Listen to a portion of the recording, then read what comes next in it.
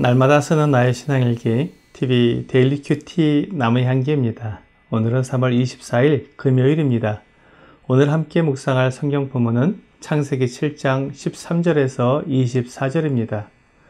곧 그날에 노아와 그의 아들 셈, 함, 야벳과 노아의 아내와 세 며느리가 다 방주로 들어갔고 그들과 모든 들짐승이 그 종류대로 모든 가축이 그 종류대로 땅에 기는 모든 것이 그 종류대로 모든 새가 그 종류대로 무릇 생명의 기운이 있는 육체가 둘씩 노아에게 나와 방주로 들어갔으니 들어간 것들은 모든 것의 암수라.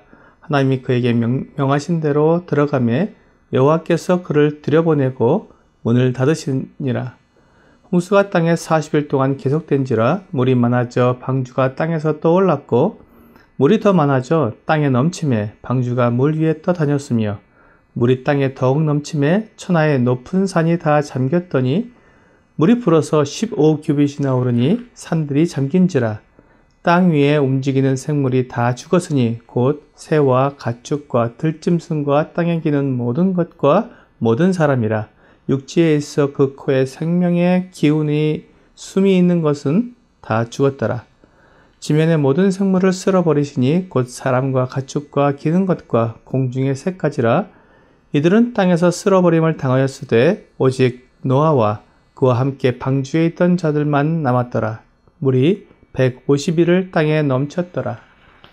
오늘 본문은 하나님의 말씀대로 이 땅에 홍수가 있었고 그 홍수로 인해 모든 생물이 다 죽었다는 내용을 다루고 있습니다. 성경은 이 말씀을 단 몇 구절 속에서 말씀하고 있습니다. 하지만 이 내용을 깊이 생각해 보면 인류 역사에서 이렇게 큰 사건은 없었을 것입니다.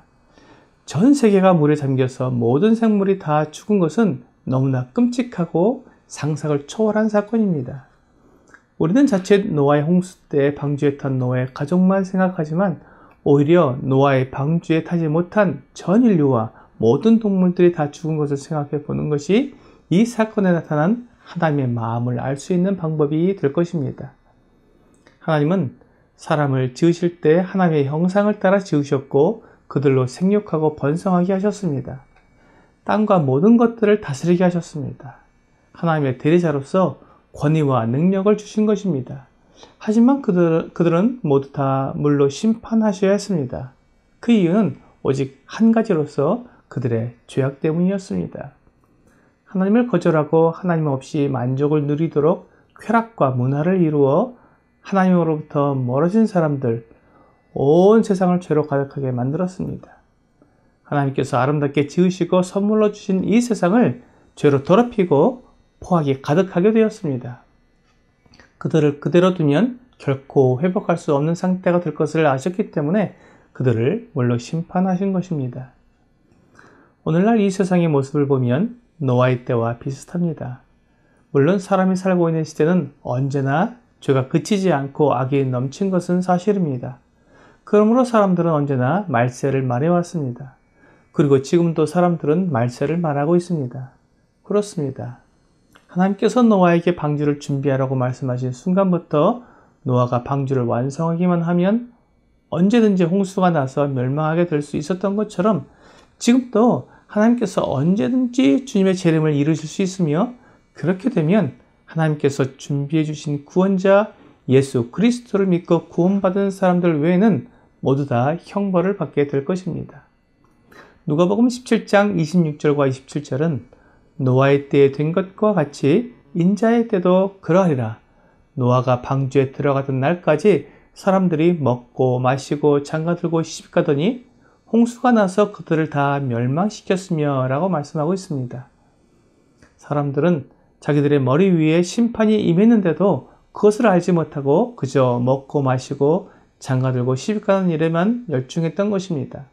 결국 노아의 홍수 때 모든 사람들이 다 죽었습니다.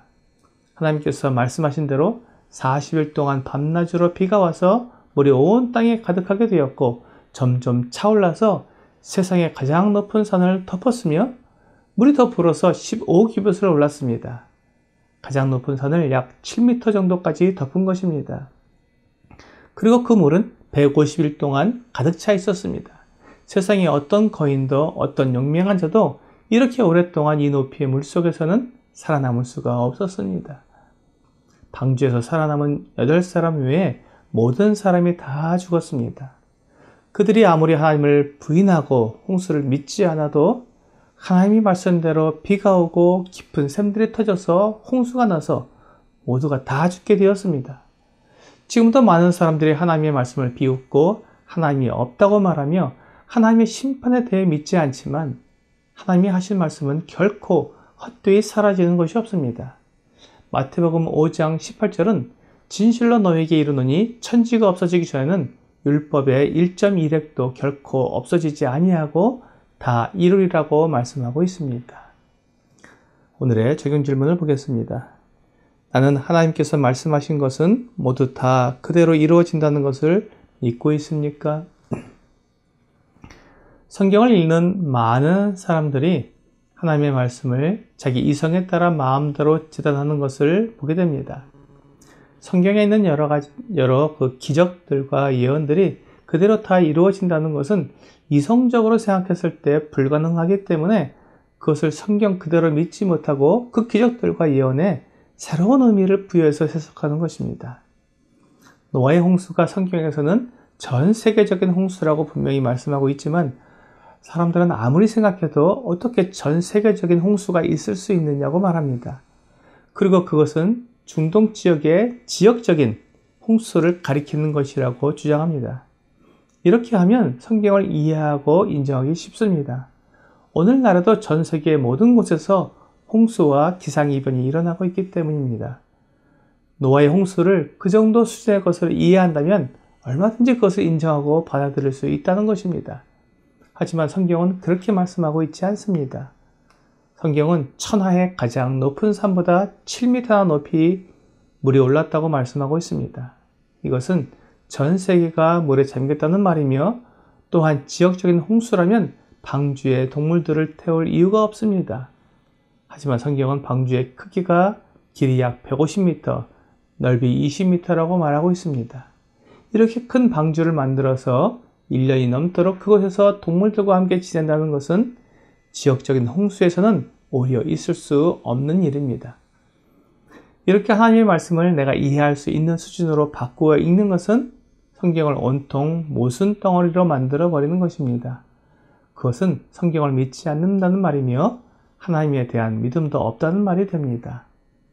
성경을 성경으로 그대로 믿는 것을 올바른 믿음이라고 말합니다. 이렇게 올바른 믿음이 없는 사람은 불신자입니다. 믿음이 없는 사람은 결코 하나님의 심판에서 구원받을 수 없습니다.